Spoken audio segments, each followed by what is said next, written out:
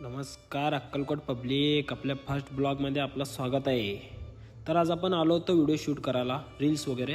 तर आपण daily shoot इथंच करतो. मग म्हणलं चला, मग हा बघू शकता आपला मित्र आहे आपल्यासोबत. अच्छा ठीक आहे. शूट वगैरे संपून निघालो की मग मित्राच्या दुकानाकडं.